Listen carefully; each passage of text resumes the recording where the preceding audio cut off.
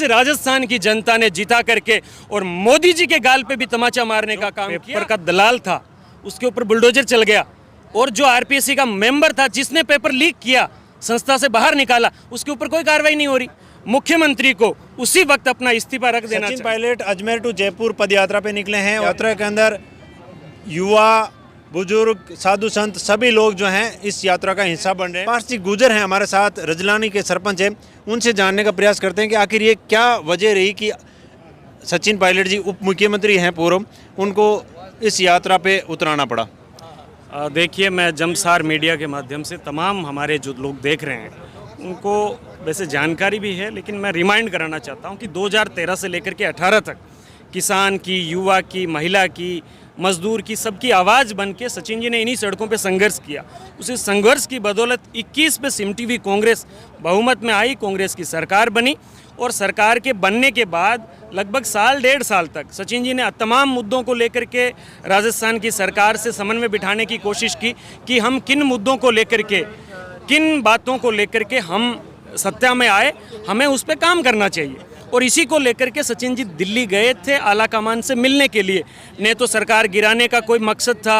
ये सारा जो प्रोपगेंडा है ये कुछ लोगों द्वारा भ्रम फैलाया जा रहा है कि सरकार गिराने जा रहे थे, दूसरी पार्टियों से पैसा ले लिया। ये गुटबंदी, बाड़ेबंदी तो होनी शुरू हुई थी जो नकारी नहीं जा सकती। देखिए, बाड़ेबंदी का कारण मैं बताऊं आपको। ये लोग यहाँ से रवाना हुए, आला कमान से मिलने जा रहे थे, कुछ लोगों ने उस बात को बिना मतलब बखेड़ा खड़ा कर दिया और इस प्रकार से एक माहौल बनाने की कोशिश की कि ये दूसरी पार्टी में जा रहे हैं, उनसे बात होगी, ये प्रोपगेंडा जब फैलाया गया तो जो लोग दिल्ली जा रहे थे वो रास्ते में रुक गए और उनको ज़बरदस्ती उठाना शुरू किया, और कुछ लोगों को उठा के भी लेके आए, कुछ लोगों को उठा के लेके जयपुर आए और उन लोगों से फिर बयान दिलवाए अलग अलग प्रकार के अपने मन मुताबिक, ठीक है। और जो लोग इनके बहकावे में नहीं आए, इनके उठाने से वहाँ से नहीं आए, पुलिस के द्वारा ज़बरदस्ती विधायकों को उठा करके अपने बाड़े में लाए और उनसे अलग अलग प्रकार के बयान दिलाए।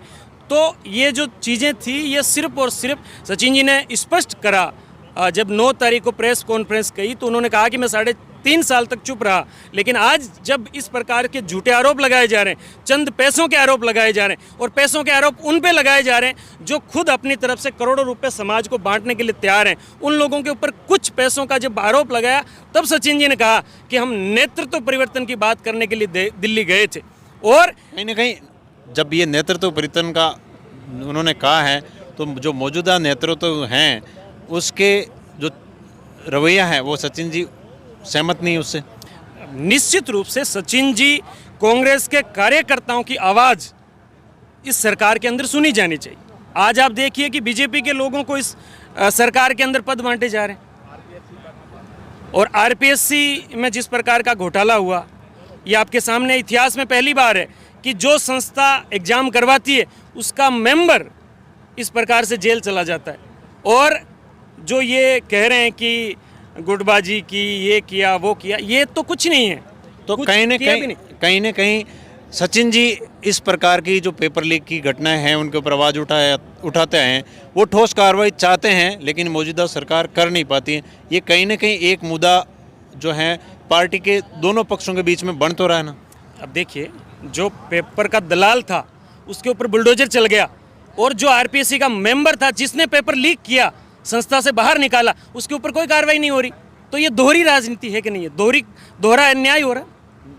और जो ये घटना बता रहे हैं मानेसर की, उसको जोड़ के कह रहे हैं, मैं ये कहना चाहता हूँ कि जिन एआईसीसी के पर्यवेक्षक जब दिल्ली से नियुक्त होके आए, और नियम ये कहता है कि जब पर्यवेक्षक नियुक्त हो जाते हैं तो पर्यवेक्षक नियुक्त इसलिए होते हैं कि वर्तमान मुख्यमंत्री को उसी वक्त अपना इस्तीफा रख देना चाहिए।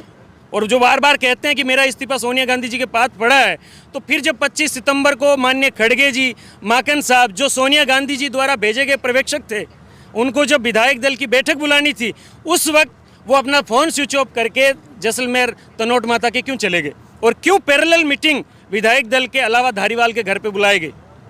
वो है सही मायने में तो एक प्रकार से गद्दारी, एआईसीसी को दगा देना, सोनिया गांधी जी की बेइज्जती करना, एआईसीसी आला कमान को नीचे दिखाना। आला कमान के जो लोग आए थे, वर्तमान में जो एआईसीसी के प्रेसिडेंट है माननीय खड़गे जी, उस वक्त के हमारे राजस्थान के प्रभारी माकन साहब, उनके साथ गद्दारी हुई, उनको बेइज्जत करने का काम किया गया।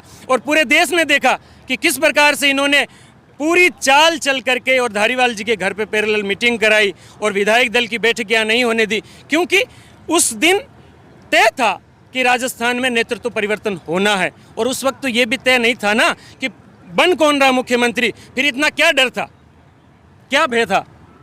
ये जिस हिसाब से खेल चला है पूरा इस राज्य के अंदर, आगामी चुनाव भी सेम व्यक्तित्व के नीचे लड़ा जाता है, तो क्या सचिन पायलट जी इस पार्टी के साथ चुनाव लड़ेंगे? देखिए, राजस्थान 36 बिरादरी का प्रदेश है, अलग अलग क्षेत्र के लोग अपनी भावनाएं व्यक्त करते हैं। और उन्होंने देखा आपने कि राजस्थान का इतिहास, क्या मैं कहूं कि पूरे देश का इतिहास ये है कि जो पार्टी सत्ता में होती है उपचुनाव हमेशा वो जीतती है, ये इतिहास है।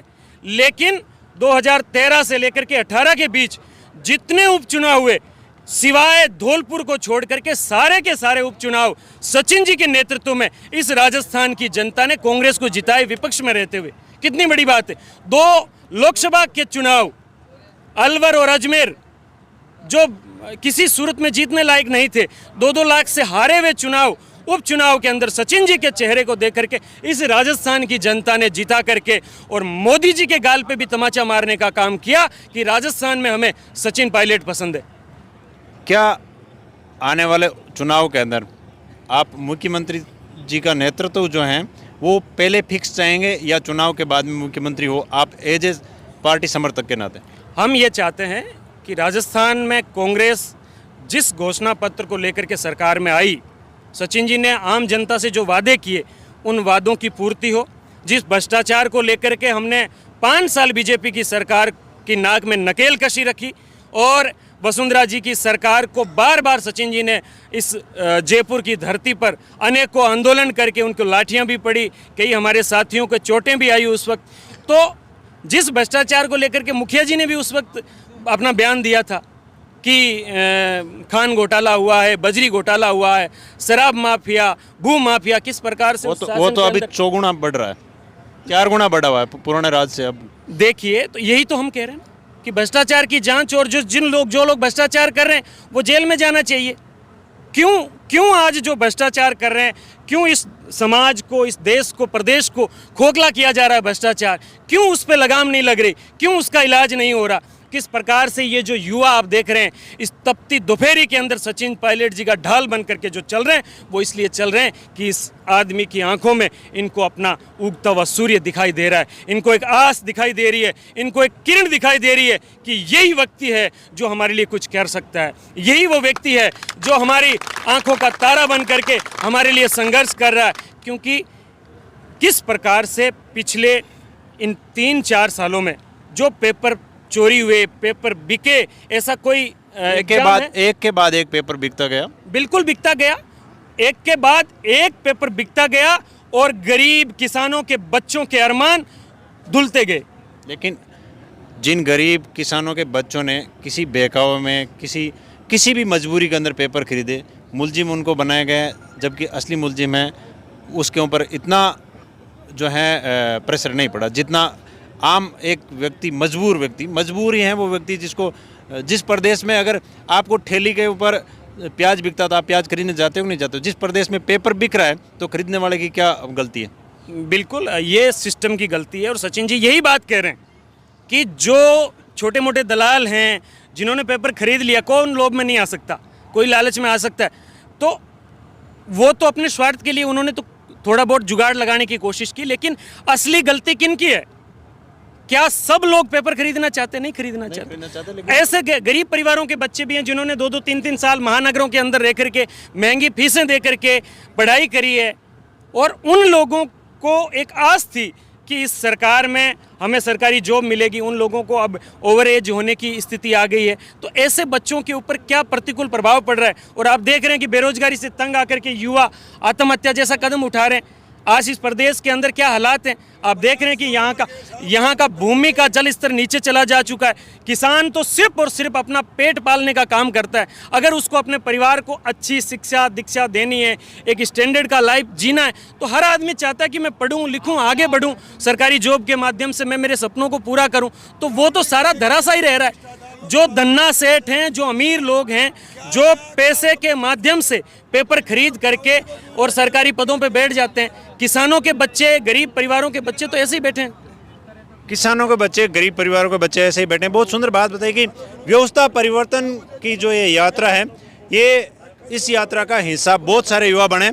और अब भी अगर सरकार नहीं मानती है और आगामी चुनाव का जो है नेतृत्व जिन हाथों में आप लोग चाहते हो उन हाथों में नहीं आता है, तो आप लोगों का क्या आह्वान रहेगा जो आला कमान है कांग्रेस? देखिए, सचिन पायलट जी का परिवार करीब 4-4.5 दशक से इस देश की राजनीति के अंदर अपना अहम स्थान रखता है और इस देश की आवाम उनका जो ईमानदारी का दामन है उस पर विश्वास करती है और 36 बिरादरी विश्वास करती है।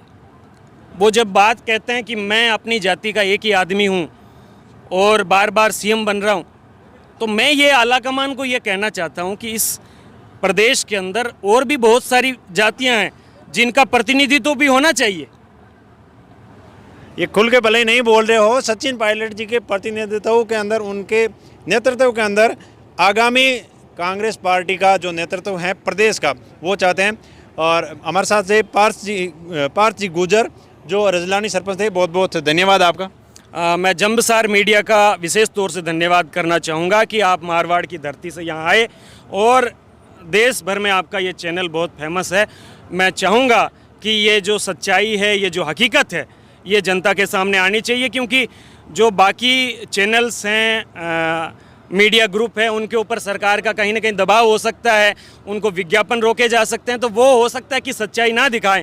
लेकिन आप लोग जो हैं इस कड़ी धूप में हमारे साथ चल रहे हैं। मैं चाहूँगा फौजी साहब कि आप जंबसार मीडिया के माध्यम से इस आवाज़ को जन जन तक पहुँचाए और राजस्थान क्या चाहता है, यहाँ की आम आवाम क्या चाहती है, ये आवाज़ आला कमान तक, दिल्ली तक पहुँचनी चाहिए कि इस देश का किसान मजदूर जो इस धरती का सीना चीर करके अन्न उपजाता है, पूरे देश का पेट भरता है, उनके बेटे अब उन कुर्सियों पर बैठना चाहते हैं जहां से देश की नीतियां बनती हैं। बहुत बहुत धन्यवाद आप सबका। मैं फौजी भाई फिर हाजिर हूँगा, तब तक के लिए जय हिंद, जय भारत।